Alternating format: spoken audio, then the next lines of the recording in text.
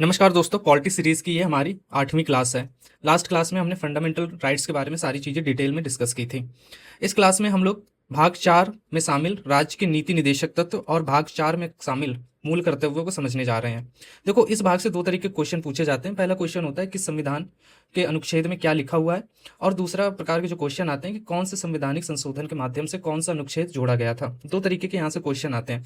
अब पहला जो तरीका है कि किस अनुच्छेद में क्या लिखा हुआ है, तो देखो डीपीएसपी में आपके लगभग डीपीएसपी में 16 अनुच्छेद हैं और संविधान संशोधन द्वारा कम से कम 6 अनुच्छेद और जोड़े जा चुके हैं, तो टोटल 22 अनुच्छेद हैं। अब 22 अनुच्छेद को अगर हम ट्रिक के माध्यम से याद करेंगे तो ट्रिक में कम से कम 22 वर्ड होने चाहिए।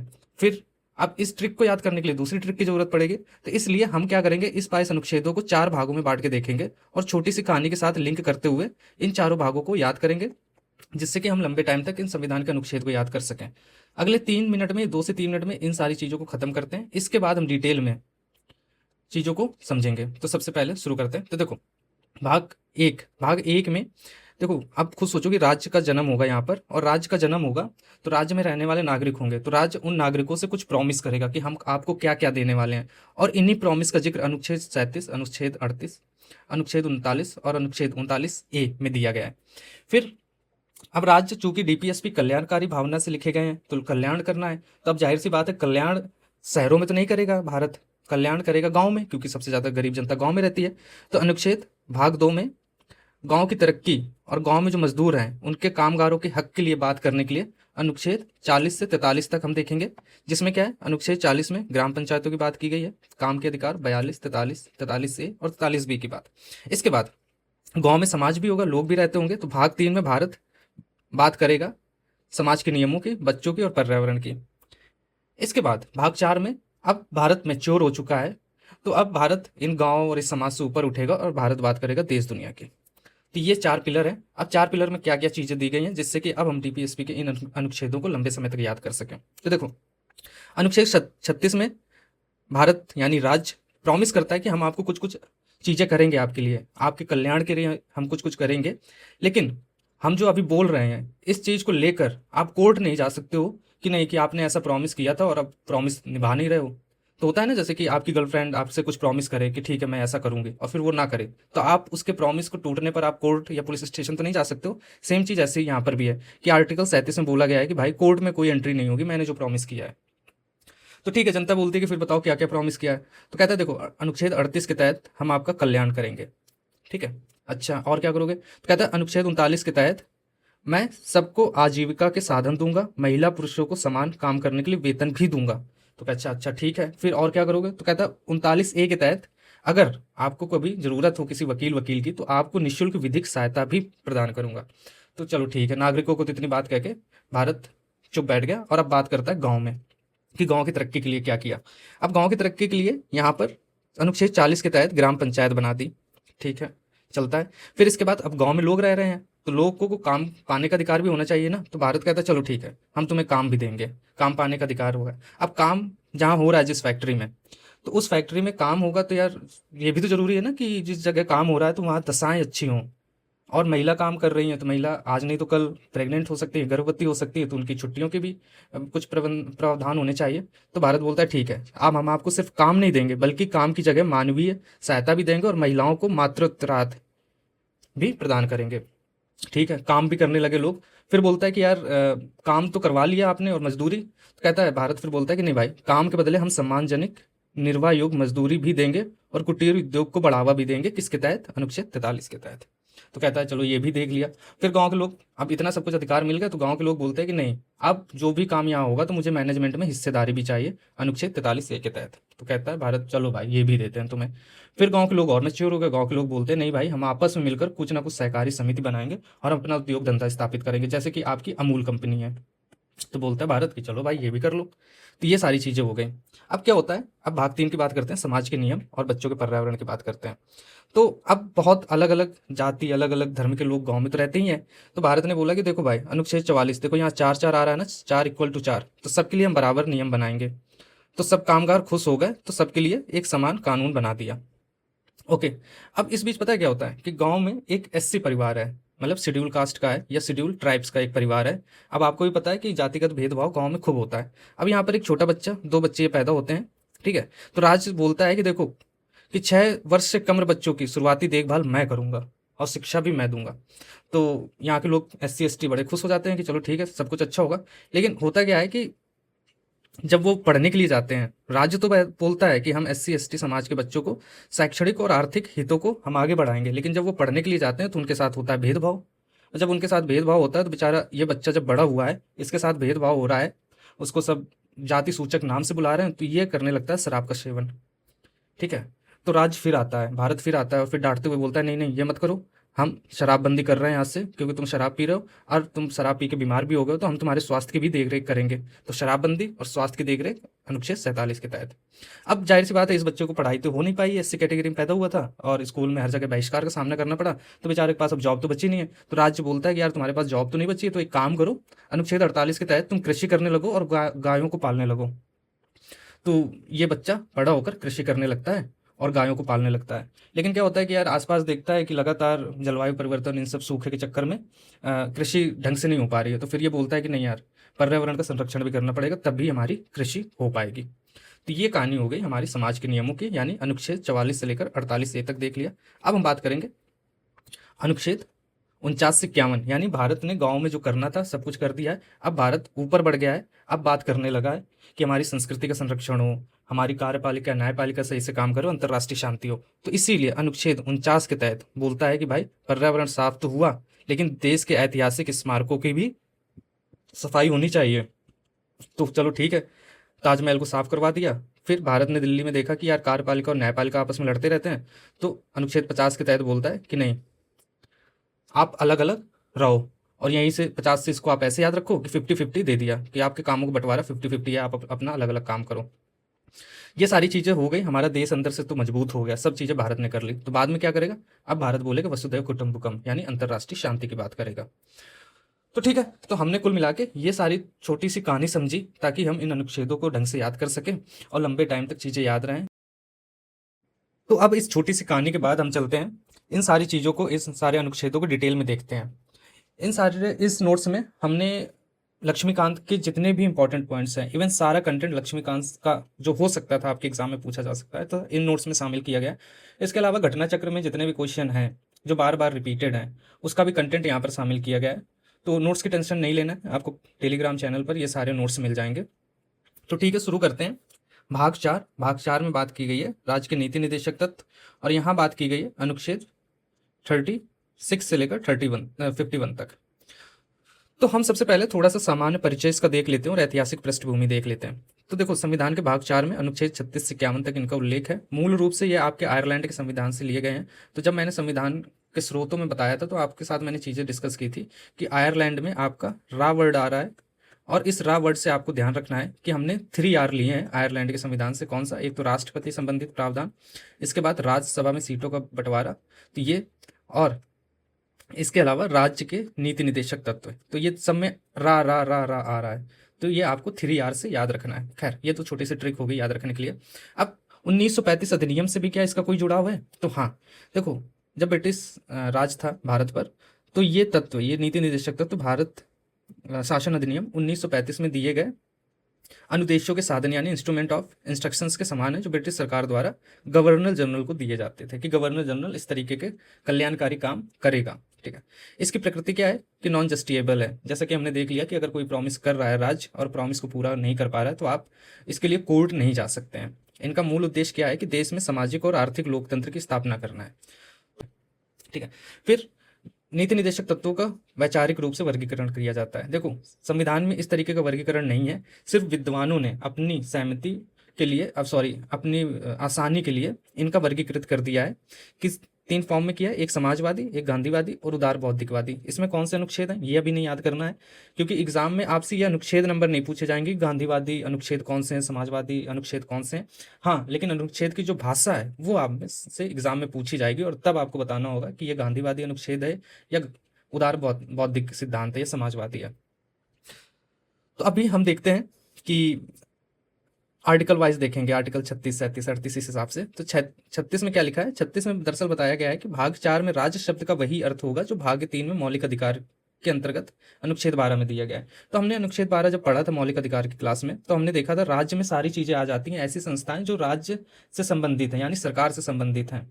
ऐसी संस्थाएं जैसे कि संसद, विधायिका, कार्यपालिका, ये सारी तो राज्य में आ ही जाएंगी। प्लस सरकार द्वारा जो मान्यता प्राप्त संस्थान हो गए या सरकार द्वारा वित्त पोषित संस्थान हो गए, वो भी आपके इसमें आ जाएंगे, जैसे LIC, ONGC, ये सारी चीज़ें भी राज्य की परिभाषा में आती हैं। और हमने ये भी देखा था कि आर्टिकल 12 में न्यायपालिका आपके राज्य की परिभाषा में नहीं आती है, तो ये फैक्ट आपको ध्यान रखना है, न्यायपालिका नहीं आती है। तो जो परिभाषा आर्टिकल 12 में है वही परिभाषा आर्टिकल 36 में है, तो 12 = 36, तो यानी 12 का 3 टाइम्स आप कर दोगे तो 36 आएगा, ठीक है। फिर इसके बाद अनुच्छेद 37 में क्या बात की गई? अनुच्छेद 37 में वही बात की गई है कि राज्य ने कोई प्रॉमिस किया है और प्रॉमिस नहीं पूरा कर रहा है, तो आप इसको लेकर न्यायालय नहीं जा सकते हैं, ठीक है। इसके बाद आता है वर्गीकरण में हम सीधे आते हैं।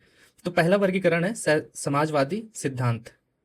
तो देखो, समाजवादी शब्द से ही ऐसा है कि मान के चलो कि ऐसे सिद्धांत जो पूरे समाज को एक ढांचे में लाने का प्रयास कर रहे हैं या समानता की बात कर रहे हैं, तो वहां आपको समाजवादी सिद्धांत आ जाएंगे। तो एक बार अनुच्छेद देख लेते हैं, फिर हम रैंडम देखेंगे कि ये अनुच्छेद समाजवादी है कि गांधीवादी है। तो अनुच्छेद 38 में क्या लिखा है? अनुच्छेद 38 में लिखा है कि राज्य सामाजिक, आर्थिक और राजनीतिक न्याय सुनिश्चित कर। देखो, यहाँ राजनीतिक वर्ड आ गया ना, जो हमने डिस्कस किया था कि राज्य सामाजिक, आर्थिक और राजनीतिक न्याय सुनिश्चित कर आय, स्थिति, सुविधाओं तथा अवसरों में असमानता को कम करेगा।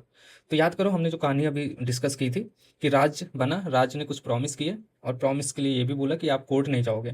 फिर जनता ने पूछा कि चलो ठीक है, हम कोर्ट नहीं जाएंगे, तुम बताओ मेरे लिए क्या क्या करोगे। तो उसने बोला कि जितने भी अवसरों में असमानता है ना, वो मैं दूर करूंगा और मैं सामाजिक आर्थिक न्याय सुनिश्चित करूंगा। तो बोलता है ठीक है। फिर नागरिकों ने और पूछा था कि भाई अब बताओ और क्या करोगे? तो कहता है कि अनुच्छेद 39 के तहत मैं निम्नलिखित काम करूंगा। कौन से काम करेंगे? कि देखो, आजीविका के हम पर्याप्त साधन देंगे, भौतिक संसाधनों का स्वामित्व और नियंत्रण समान जन की भलाई के लिए व्यवस्थित करना, ठीक है। मतलब कुछ मिला के जितने भी भौतिक संसाधन है, मान के चलो कि किसी जगह कोयले के भंडार मिल गए या कुछ और मिल गया, भौतिक संसाधन मान के चलो कृषि हो गए, खेत हो गए, तो बोलता है कि ये खेत मैं सब में बराबर बांटूंगा। तो बी से क्या आएगा? बराबर। इसको ध्यान रखना है, हालांकि इतना डिटेल में नहीं आपको याद करने की जरूरत है, लेकिन फिर भी। सी सी बोलता है कंसंट्रेशन। सकेंद्रण का मतलब होता है कंसंट्रेशन, तो ठीक है, कहीं पर भी सकेंद्रण नहीं हो। सी से सी, इसको याद कर लो। फिर कहता है पुरुषों और महिलाओं दोनों के लिए समान कार्य के लिए सामान्य वेतन, यानी डी। अनुच्छेद डी में क्या लिखा है कि पुरुषों और महिलाओं के लिए आप दिन भर काम करोगे, लेकिन इसके बाद वेतन आपको जो शाम को मिलेगा वो बराबर मिलेगा। श्रमों की शक्तियों और स्वास्थ्य की सुरक्षा करेंगे और बच्चों के बचपन और युवाओं के शोषण नहीं होने देंगे। तो देखो, ये अनुच्छेद आपका जो जोड़ा गया था 42वें संविधान संशोधन के तहत जोड़ा गया था। तो फिर उसी कहानी को आगे बढ़ाते हैं। तो फिर नागरिकों ने बोला कि और क्या करोगे? तो अनुच्छेद 39A के तहत बोला कि देखो, समान न्याय और निःशुल्क विधिक सहायता उत्पन्न कराऊंगा। कि मतलब आपका लड़ाई झगड़ा कहीं होता है और आप इतने कैपेबल नहीं है कि आप किसी वकील को हायर कर लो, तो राज्य आपको सरकारी वकील भी देगा। और इस अनुच्छेद को भी 42वें संविधान संशोधन के तहत जोड़ा गया था। इंदिरा गांधी की सरकार थी उस टाइम पर। फिर ठीक है, फिर समाजवादी सिद्धांतों के अंतर्गत अगला जो अनुच्छेद है वो अनुच्छेद 41 है। 41 क्या बोलता है? कि बेरोजगारी, बुढ़ापा, बीमारी और विकलांगता के मामलों में सार्वजनिक सहायता प्रदान करना। और 42 बोलता है कि राज्य काम की न्याय संगत और मानवीय परिस्थितियों को सुनिश्चित करने के लिए मातृत्व राहत प्रावधान करेगा। तो ये देखो, ये भी आपका समाजवादी सिद्धांत है, समाज से जुड़ा हुआ है। अनुच्छेद 43 कि राज्य सभी कामगारों के लिए निर्वाह योग्य मजदूरी और उचित जीवन स्तर सुनिश्चित करने का प्रयास करेगा। तो देखो, ये भी आपका समाज से जुड़ा हुआ है। 43A कि उद्योगों के प्रबंधन में श्रमिकों की भागीदारी सुनिश्चित करने के लिए राज्य कदम उठाएगा। ये भी अनुच्छेद आपका 42वें संविधान संशोधन के तहत जोड़ा गया था। अनुच्छेद 47 तो लोगों के पोषण स्तर और जीवन स्तर को ऊपर उठाना और सार्वजनिक स्वास्थ्य में सुधार करना। तो आपने जितने भी यहाँ पर अनुच्छेद देखे, सबको आपको पढ़ के लग रहा होगा कि ये सभी के सभी समाज से जुड़े हुए हैं, सामाजिक हितों के। मतलब समाज में लैंगिक भेदभाव को रोकने का प्रयास कर रहे हैं, समाज में स्वास्थ्य शिक्षा की बात कर रहे हैं, ठीक है, और मजदूरी की बात कर रहे हैं। तो ये सारी चीज़ें आपकी समाजवादी विचारधारा से जुड़ी हुई हैं। इसी वजह से इतने अनुच्छेद को बोला जाता है समाजवादी अनुच्छेद। तो कुल मिला के हमने देखो, ट्रिक्स कहानी से तो सीक्वेंस से सारे DPSP याद कर लिए हैं, तो इसलिए मैं यहाँ पर अब ट्रिक नहीं बताऊंगा, सिर्फ और सिर्फ ये बताऊंगा कि गांधीवादी कौन से हैं, समाजवादी कौन से हैं और उनकी बेसिक चीज़ें। तो गांधीवादी सिद्धांत क्या होंगे? देखो, गांधीवादी सिद्धांत ऐसे सिद्धांत होंगे, क्योंकि गांधीवादी की आइडिया को आप ध्यान करो। गांधीवादी बात कर रहे थे कि ऐसे राज्य की, राम राज्य की, ऐसा मतलब कि ऐसा राज्य जहाँ सरकार ना हो, ठीक है, केंद्र सरकार के वो खिलाफ थे, लेकिन हाँ, वो बात कर रहे थे गाँव में सरकार हो, कहने का मतलब कि गाँव का जो गरीब है उसको राजनीति में सहभागिता मिलनी चाहिए, ना कि केंद्र सरकार गरीबों को अपनी नीतियों के अनुसार चलाए, बल्कि जो गरीब है वो सरकार बना के अपने निर्णय स्वयं करे। तो यही चीज अनुच्छेद 40 में बोली गई है कि ग्राम पंचायतों को स्वास्थ्य निकाय के रूप में स्थापित करना। 43, राज्य ग्रामीण क्षेत्रों में व्यक्तिगत या सहकारी आधार पर कुटीर उद्योगों की स्थापना करना। देखो ये चरखे का सिंबल है और गांधी जी चरखा चलाते थे, तो मतलब गांधी जी बड़ी बड़ी फैक्ट्रियों बड़ी बड़ी कंपनियों के भी खिलाफ थे। वो बोलते थे कि गांव के ही लोग अपने अपने अनुसार छोटे छोटे व्यवसाय करें और उसी में खुश रहें। ठीक है। फिर सहकारी समितियों के स्वैच्छिक गठन की बात। अब ये भी आपका 43 जो जुड़ा है गांधीवादी विचारधारा से जुड़ा हुआ है। क्यों? क्योंकि देखो अब गांव के लोग हैं, छोटे छोटे लोग आपस में गांव के लोग मिले और उन्होंने कुछ कुछ धंधा करना चालू किया। ठीक है। तो अभी भी बात बड़े स्तर पर बड़ी फैक्ट्रियों के स्तर पर नहीं हो रही है, गांव के स्तर पर ही हो रही है। फिर 46 कि SC ST और अन्य कमजोर वर्गों के शैक्षणिक और आर्थिक हितों को बढ़ावा देना। तो देखो जो हरिजन कार्यक्रम था गांधी जी का, वो कहीं ना कहीं इसी प्रावधान से जुड़ा हुआ है 46 से। 47 कि सार्वजनिक स्वास्थ्य में सुधार करना है, नशीले पेय पदार्थों को दमन करना है। तो गांधी जी हमेशा नशा के खिलाफ बोलते थे, तो ये भी अनुच्छेद उनसे जुड़ा हुआ है। और गायों बछड़ों और अन्य दुधारू पशुओं के वध पर रोक लगाना, अनुच्छेद 48, तो ये भी आपकी गांधी विचारधारा से जुड़ा हुआ है। अब बात करते हैं कि ऐसे कौन से अनुच्छेद हैं जो उदार बौद्धिक सिद्धांतों पर आधारित है, मतलब जो बात आधुनिक समाज की करते हैं, उदारवादी बात करते हैं। ठीक है। उनका गाँव से कोई लेना देना नहीं है, वो सिर्फ और सिर्फ आधुनिकता की बात करते हैं। तो इसमें आ जाएगा अनुच्छेद 44 की नागरिकों के लिए एक समान नागरिक संहिता। अनुच्छेद 45 ये बात करेंगे शिक्षा की कि 6 वर्ष आयु पूरी होने तक प्रारंभिक शिक्षा देना। अनुच्छेद 48 कृषि और पशुपालन को आधुनिक और वैज्ञानिक आधार पर, तो देखो हो गई ना, आधुनिक और वैज्ञानिक की बात करेंगे उदार बौद्धिकवादी लोग। 48 से पर्यावरण की रक्षा की बात करेंगे। 49 ये संस्कृति के संरक्षण की बात करेंगे। 50 ये बात करेंगे कि न्यायपालिका को कार्यपालिका से अलग करो। और 51 ये अंतर्राष्ट्रीय शांति की बात करेंगे। तो कुल मिला के हमने तीनों वर्गीकरण में जो जो शामिल अनुच्छेद थे वो देखे। अब हम अगला जो हमारा समझने का मुद्दा है वो है कि DPSP में अभी तक कुछ संशोधन भी हुए हैं। तो 3 प्रमुख संशोधन हुए। 42वां इंदिरा गांधी की सरकार में हुआ था। 44वां इंदिरा गांधी की अगली सरकार जो बनी थी उनके कार्यकाल में हुआ था। और 2002 में 86 अमेंडमेंट हुआ था। तो देखो इन दोनों अमेंडमेंट में सिर्फ एक एक आर्टिकल जोड़ा गया है, लेकिन 42वें में 4 आर्टिकल जोड़े गए थे। तो जैसे मैंने स्टार्टिंग में बताया था कि 6 आर्टिकल और ऐड किए गए हैं। तो कौन से ऐड किए गए वो हमें देखना और यहीं से क्वेश्चन आपका बनता है। तो सबसे पहला देखो 39 का F जो हमने ऊपर देखा था, हम ऑलरेडी वैसे डिस्कस करते हुए आए हैं कौन कौन सा अनुच्छेद जोड़ा गया, लेकिन फिर से एक बार देखते हैं कि 39F जो जोड़ा गया है वो स्वास्थ्य, बच्चों के स्वास्थ्य विकास और अवसरों को सुरक्षित करने के लिए जोड़ा गया। 39 से जो स्टार्टिंग में हमने डिस्कस कर लिया कि गरीबों को निःशुल्क विधिक सहायता के लिए। 43 से जब हमने देखा कि गांव के लोग बड़े हो गए हैं और समझदार हो गए हैं, वो बोल रहे हैं कि नहीं अब हमें मैनेजमेंट में भी हिस्सेदारी चाहिए। तो ये मैनेजमेंट की हिस्सेदारी आपके 43A के तहत 1976 में संविधान संशोधन के तहत, मतलब 1976 में जो 42वां संविधान संशोधन हुआ था उसके तहत दी गई थी। फिर उस SC वर्ग के बच्चे को जो बड़ा हो गया है और जब वो खेती किसानी कर रहा है तो उससे ये समझ में आ गया कि भाई पर्यावरण का सुरक्षा जब तक नहीं करेंगे तब तक कृषि की प्रोडक्टिविटी नहीं बढ़ा सकते हैं। तो ये चीज़ भी इंदिरा गांधी की सरकार के टाइम में जोड़ी गई थी। तो फिर 44वें संविधान संशोधन के तहत क्या जोड़ा गया? तो देखो इसमें 38वें जो अनुच्छेद है उसमें संशोधन किया गया था। और संशोधन के बाद क्या बात की गई थी? राज्य विशेष रूप से आय में आर्थिक असमानता को कम करने और व्यक्तियों के बीच में नहीं बल्कि समूहों के बीच में स्थिति, सुविधाओं और अवसर संबंधी असमानताओं को खत्म करने का प्रयास करेगा। तो देखो इसमें एक वर्ड पढ़ो, इसमें वर्ड क्या लिखा है कि व्यक्ति के बीच में नहीं बल्कि समूह के बीच में। तो मान लो ये व्यक्ति हो गए बहुत सारे, ठीक है, एक ये व्यक्ति के समूह हो गया, ठीक है।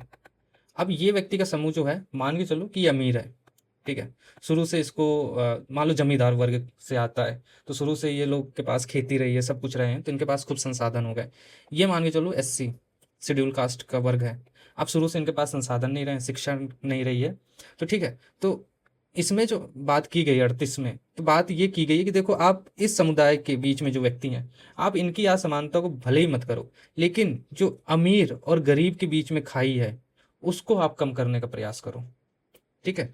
तो इसी के क्रम में क्या होता है कि फिर लैंड रिफॉर्म्स प्रोग्राम आते हैं जिसके तहत बड़े जमींदारों से भूमि लेकर छोटे छोटे मतलब जो जिनके पास भूमि नहीं उनको दी जाती है, और बहुत सारी चीज़ें आती हैं, वो हम बाद में डिस्कस करेंगे। अभी इस लाइन का मतलब जो था वो मैं आपको समझाना चाह रहा था। फिर क्या होता है कि 86 में एक अमेंडमेंट होता है और उसके तहत 45 की विषय वस्तु को बदल दिया जाता है। पहले क्या होता था कि राज्य 1 से 14 वर्ष तक के बच्चों के लिए प्रयास करेगा, मतलब उनकी शिक्षा, स्वास्थ्य की देखरेख सब कुछ राज्य करेगा। लेकिन आपको भी पता है कि 86वें संविधान संशोधन के तहत आर्टिकल 21A ऐड किया जाता है और इसके तहत शिक्षा के अधिकार को मूल अधिकार बना दिया जाता है। अब इस 21A में क्या है कि राज्य 6 से 14 वर्ष की आयु तक के बच्चों को निःशुल्क शिक्षा उपलब्ध कराएगा। तो अब 6 से 14 तक के तो बच्चों के लिए मूल अधिकार में प्रावधान कर दिए गए हैं। तो अब अगर डीपीएसपी में भी सेम चीज़ लिखी रहेगी तो फिर उसमें तो कोई मतलब नहीं है, डुप्लीकेसी हो जाएगी, एक ही चीज़ दो दो जगह लिखी हुई है। तो डीपीएसपी में भी संशोधन किया गया और डीपीएसपी में बोला गया कि चलो 6 से 14 तक तो वहाँ चले गए, मूल अधिकार में चले गए हैं 6 से 14 तक, लेकिन 6 वर्ष से कम आयु के तो बच्चे बच्चे हैं, इनके लिए तो कुछ करो। तो इन्होंने बोला कि ठीक है, कि इसके तहत राज्य को निर्देश दिया गया कि वो 6 वर्ष की आयु पूरी करने तक सभी बच्चों की प्रारंभिक बाल्यावस्था देखभाल और शिक्षा देने का प्रयास करेगा। तो इसका सीधा सा मतलब है कि जब तक बच्चा, जैसे आप देखते होगे ना, बच्चा 2 साल का हुआ, 3 साल का हुआ, फिर वो आंगनवाड़ी जाता है। आंगनवाड़ी में वहाँ उसे कुछ पौष्टिक आहार मिलता है, जैसे कि मेरे टाइम पर तो पंजीरी मिला करती थी, ठीक है। अब पता नहीं आपके यहाँ क्या बोलते हैं उस चीज़ को, ठीक है। तो कुल मिला के वो मिलती थी। तो देखो, यहाँ स्वास्थ्य, बाल्यावस्था देखभाल, यानी कुछ खाने पीने को राज्य देगा, प्लस शिक्षा के लिए वहाँ पर आंगनवाड़ी में 1-2 टीचर होते हैं जो थोड़ा थोड़ा ABCD आपको पढ़ाते रहते हैं, ठीक है। तो राज्य ये काम करेगा। तो देखो, ये वाला प्रावधान है ना, हर बुक में समझ में नहीं आता है, बार बार कन्फ्यूजन होती है इसमें कि यार 6 से 14 है कि 1 से 6 है क्या, ये समझ में नहीं आता है। तो इस चीज़ को थोड़ा डिटेल में समझ लीजिएगा, जो मैंने आपको बताने की कोशिश की है। अब इसके बाद क्या होता है कि डीपीएसपी से संबंधित कुछ कुछ कोटेशन भी कई बड़े लोगों ने दी है। अब एग्जामिनर ये भी पूछता है कि कौन सी कोटेशन या कौन सा कथन किसके द्वारा कहा गया है, ठीक है। तो नीति निदेशक तत्वों का उद्देश्य आर्थिक लोकतंत्र की स्थापना करना है और इन्हें संविधान की अनोखी विशेषता कहा था किसने? डॉक्टर BR अम्बेडकर ने, ठीक है। ग्रेनविले ऑस्टिन ने क्या बोला था?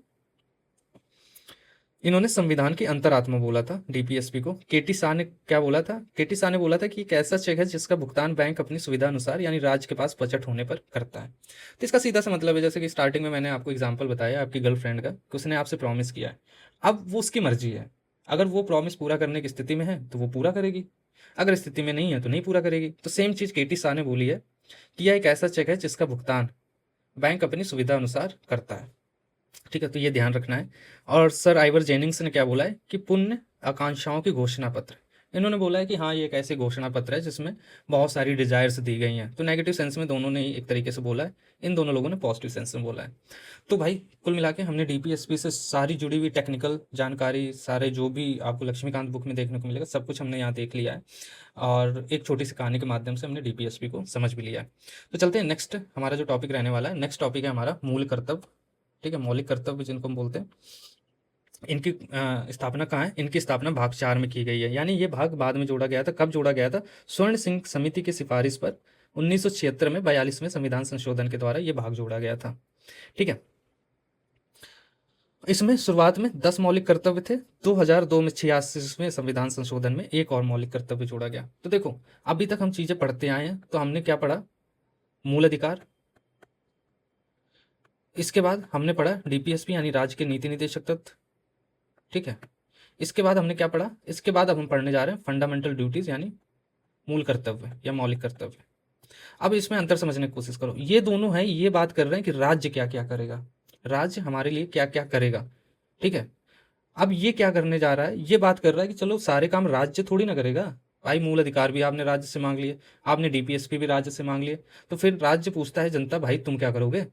तो जनता ने कहा कि चलो तुम बताओ क्या करना है। तो इन्होंने बोला कि ठीक है, हम तुम्हारे लिए 10+1 नियम बना रहे हैं और इनका तुम पालन करोगे। तो जनता ने बोला ठीक है, हम भी कर लेंगे, कोई दिक्कत नहीं है।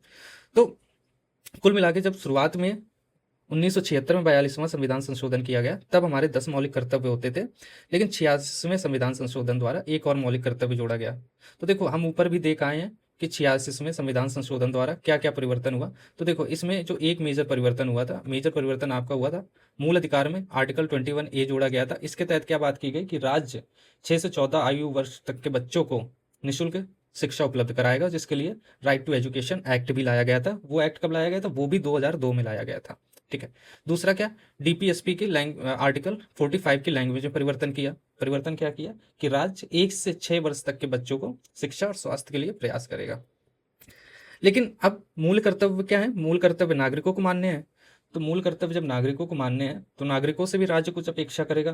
तो क्या अपेक्षा करेगा कि भाई 14 वर्ष तक के आयु के बच्चे के अभिभावक जो हैं या उनके जो पेरेंट्स हैं, वो अपने बच्चों की शिक्षा के अवसर उपलब्ध कराएंगे। मान के चलो कि राज्य तो ने स्कूल बना दिए कि भाई चलो ठीक है, स्कूल हमने बना दिया, हम यहाँ मुफ्त में शिक्षा देंगे।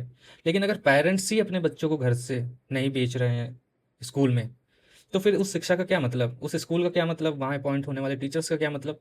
तो अभिभावकों का भी ये मूल कर्तव्य है कि वो अपने बच्चों को स्कूल भेजें, और यही चीज़ 51A में सबसे बाद में शामिल की गई थी, जिसको हम देखेंगे।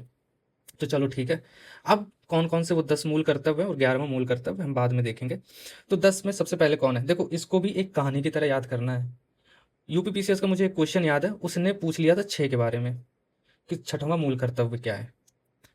ठीक है, तो इसलिए इसको एक सीक्वेंस से याद करो। ठीक है, तो सीक्वेंस से कैसे याद करेंगे, देखो सबसे पहले सबसे बड़ा क्या है भारत में, सबसे बड़ा कौन सा कानून है, संविधान है। तो भाई सबसे बड़ा जब संविधान है, उससे बड़ा क्या है, मतलब संविधान से बड़ा कुछ नहीं है, लेकिन संविधान की तरह क्या है, हमारा राष्ट्रध्वज है। ठीक है, कोई भी राष्ट्रध्वज का हम अपमान नहीं कर सकते हैं। ठीक है, हम बड़े सम्मान के साथ उसको उठाते हैं। जब ध्वजारोहण या 26 जनवरी 15 अगस्त बीत भी जाता है, तब भी बड़े सम्मान के साथ हम उसको रखते हैं। ऐसा तो नहीं है कि हम राष्ट्रीय ध्वज में समोसे खा रहे हैं। हम राष्ट्रीय गान का आदर करते हैं, जैसे ही बजता है हम तुरंत खड़े हो जाते हैं। तो सबसे जो जरूरी चीजें हैं, तो उनको सबसे पहले रखा गया है। ठीक है, तो संविधान का पालन करना, उनके आदर्शों, संस्थाओं, राष्ट्रध्वज और राष्ट्रीय गान का आदर करें। ठीक है, अब इनसे थोड़ा सा नीचे आओ, इनसे थोड़ा आपके लिए कौन से बड़े हैं, तो देखो इनसे थोड़ा सा नीचे आपके आ जाएंगे स्वतंत्रता आंदोलन में भाग लेने वाले लोग और उनके आदर्श। तो सबसे पहले मान के चलो गांधी जी। ठीक है, तो संविधान से छोटे थोड़े से हो गए गांधी जी, और गांधी जी जैसे लोगों की रविन्द्रनाथ टैगोर हो गए, सुभाष चंद्र बोस हो गए। तो इनके उच्च आदर्शों को हमें हृदय में संजो के रखना है और उनका पालन करना है। ठीक है, कर लिया, दूसरा हो गया। तीसरा, तीसरे में बोला गया है कि चलो ये दो तो करने के बाद इन दोनों ने ही मिलकर भारत को संभाल रखा है। भाई देखो, संविधान ना होता, संविधान के प्रावधान ना होते, तो हो सकता है भारत के बहुत सारे राज्य अलग होने की मांग कर लेते, और स्वतंत्रता सेनानी नहीं होते तो देश आज़ाद नहीं हुआ होता, या बहुत लेट आज़ाद हुआ होता। तो तीसरे में वही बात की गई है कि इन दोनों ने अपना काम कर लिया है, अब भारत की संप्रभुता, एकता और अखंडता की रक्षा करना है। ठीक है, तो आप इसको ऐसे याद कर सकते हो, ऐसे नहीं याद करना। तो यहाँ 3 वर्ड हैं, संप्रभुता, एकता और अखंडता। तो 3 वर्ड आपके 3 से जुड़ गए। ठीक है, फिर इसके बाद क्या है, चौथा, कि चलो संप्रभुता, एकता और अखंडता की तो रक्षा करोगे, लेकिन मान के चलो अगर भारत पाकिस्तान ने युद्ध कर दिया, ठीक है, और या फिर चीन ने भी आक्रमण कर दिया, तो अब अगर तुम्हें बुलाया जाएगा सीमा में युद्ध करने के लिए, तो क्या तुम आओगे। तो बोलते हैं कि हाँ भाई, हम चारों दिशाओं की रक्षा करेंगे, देश की रक्षा करेंगे, और आप आह्वान करेंगे तो हम राष्ट्र की सेवा में भी आएंगे। तो 4 से मैं तैयार हूँ चारों दिशाओं की रक्षा करने के लिए। ठीक है, इसको ऐसे याद करना है। पांचवा, कि भारत के सभी लोगों में, चलो ठीक है, ये तो सारा हो गया। 2 चीजें हमने ऊपर देख ली, 2 चीजें यहाँ देख ली। अब बात आएगी समाज और संस्कृति की, कि ये सारी चीज़ें तो हो गई, हमने संविधान और राष्ट्रीय स्वतंत्रता सेनानी को हमने देख लिया, इसके बाद हमने राष्ट्रीय सुरक्षा और देश की सेवा की भी देख ली, 4 चीज़ें देख ली। पांचवी, अब ये सब देखने के बाद हम समाज की तरफ बढ़ेंगे। तो भारत के सभी लोगों में समरसता और समान बंधुत्व की भावना का निर्माण करने के लिए हम प्रयास करेंगे और भेदभाव से ऊपर उठ के कार्य करेंगे। ठीक है, तो देखो 5 से ऐसे याद करो कि 5 आपके हाथ में 5 उंगलियां होती हैं, लेकिन वो 5 उंगलियां बराबर नहीं है। ठीक है, छोटी बड़ी हैं। तो ऐसे ही आपके समाज में भी लोग होंगे कि जो छोटे होंगे, बड़े होंगे। ठीक है, लेकिन हमारा प्रयास क्या है कि हमें बराबर करना है, सभी को बराबर लाना और बंधुत्व की भावना बना के रखनी है। चलो ठीक है, 6 से देखो, हमारी जितनी भी सामाजिक संस्कृति है, तो 6 संस्कृति, मतलब दोनों में साथ साथ करके कुछ आ रहा है, तो इस तरीके से याद करना है कि सामाजिक गौरव संस्कृति का, परंपरा का महत्व समझे, उसका परिरक्षण करें। 7 से सफाई याद कर लो, एकदम सफाई रखनी है हमें। प्राकृतिक पर्यावरण, वन, झील, नदी जो आते हैं उनका संवर्धन करें, और पेड़ पौधे, पशु पक्षियों के लिए दया रखें। 8, वैज्ञानिक दृष्टिकोण से मानवता और ज्ञान अर्जन की सुधार की भावना का विकास करना है। 8, ठीक है, तो 8 को ऐसे देख लो कि कुछ चीजें करनी है। 9 में सार्वजनिक संपत्ति को सुरक्षित रखें और हिंसा से दूर रखें। अब ये वाला जो अनुच्छेद है ना, यहाँ आपको कंफ्यूज करता है। ठीक है, अब देखो सेम चीज 9वां पॉइंट यहाँ पर है, और डीपीएसपी में भी आर्टिकल 49 है। अब 49 क्या बोलता है, राष्ट्रीय स्मारकों की सुरक्षा करना। यहाँ पर क्या है, सार्वजनिक संपत्ति की सुरक्षा करना। तो ये चीज आपको थोड़ा ध्यान से देखना है। 10वां यही है कि ऐसे सामूहिक गतिविधियां करना जिससे राष्ट्र की प्रगति की ओर बढ़े। तो 10 मतलब 10 में से 10 नंबर लाने, 10 आउट ऑफ 10 मार्क्स लाने के लिए हमें क्या करना पड़ेगा, तो व्यक्तिगत रूप से काम करना पड़ेगा, सामूहिक रूप से काम करना पड़ेगा, जिससे राष्ट्र की प्रगति हो। अब आ जाता है यहाँ पर कि 11वां जो कि 86 अमेंडमेंट के तहत जोड़ा गया था। और इसमें क्या बात की गई, इसमें यही बात की गई 6 से 14 वर्ष तक के आयु के बीच के बच्चों को शिक्षा के अवसर उपलब्ध कराना। और ये उपलब्ध कौन कराएगा, उनके अभिभावक या उनके पेरेंट्स। ठीक है, तो ये सारी चीज़ें आपकी फंडामेंटल ड्यूटीज से जुड़ी हुई थी। तो देखो, एग्जाम में ना भी पूछा जाए तो दो चीज़ें संविधान की तो आपको पता होनी चाहिए। एक कि देखो, एक प्रस्तावना, एज ए जिम्मेदार नागरिक आपको संविधान की प्रस्तावना याद होनी चाहिए, और आपके मूल्य कर्तव्य कौन से हैं वो पता होना चाहिए। और देखो, यही दोनों चीज़ें आपकी जब ओल्ड एनसीईआरटी थी, जो पुरानी एनसीईआरटी थी, उस पुरानी एनसीईआरटी में प्रस्तावना भी हर एनसीईआरटी में, चाहे वो विषय पॉलिटी का हो, ज्योग्राफी का हो, हिस्ट्री का हो, कोई भी विषय हो, उसमें आपकी प्रस्तावना भी लिखी रहती थी और उसमें आपके मूल कर्तव्य भी लिखे रहते थे। तो इन दोनों का विशेष महत्व है, तो इस महत्व को समझिए और इनको याद रखने का प्रयास कीजिए। बाकी मैंने जितना भी हो सका है ट्रिक से समझाने की कोशिश की है, डीपीएसपी को भी ट्रिक से समझाने की कोशिश की है। तो ये क्लास हम यहीं पर खत्म करते हैं, नेक्स्ट क्लास में मिलेंगे। और नेक्स्ट क्लास में हम बात करेंगे किसकी, नेक्स्ट क्लास में हम बात करेंगे भाग 5 यानी संसद की। और ये भाग आपके लिए बहुत ज़्यादा इंपॉर्टेंट है। भाग 4 भी इंपॉर्टेंट है, यहाँ से भी सवाल आते हैं। भाग 5 संसद बहुत बड़ा चैप्टर है, हमें हो सकता है 1 से 2 क्लास लगेंगी या 3 क्लास भी लग सकते हैं उसको कंप्लीट करने में। लेकिन चीज़ों को हम बहुत डिटेल में डिस्कस करेंगे, क्योंकि सिर्फ आपको उद्देश्य प्रीलिम्स की परीक्षा पास करना तो है नहीं है कि आपने प्रीलिम्स पास कर लिया। जब तक आपकी विषय की डिटेल समझ नहीं होगी, बहुत विस्तृत समझ नहीं होगी, तो आप मेंस में नहीं लिख पाएंगे। तो आपके लिए ज़रूरी है कि हाँ, आपको लॉजिक के माध्यम से, ट्रिक के माध्यम से आपको रटने वाली जो चीज़ें हैं वो तो रटनी ही है, लेकिन जो समझने वाली चीज़ें हैं वो समझनी भी है, और उसके लिए मैं पूरा प्रयास करूँगा। तो आज की क्लास में खैर इतना ही, मिलते हैं नेक्स्ट क्लास में। और हाँ, अगर आपको वीडियो अच्छी लगी हो और चीज़ें समझ में आई तो वीडियो को ज़रूर लाइक करें, कमेंट्स करें, और जिससे कि मुझे भी मोटिवेशन मिलता रहे।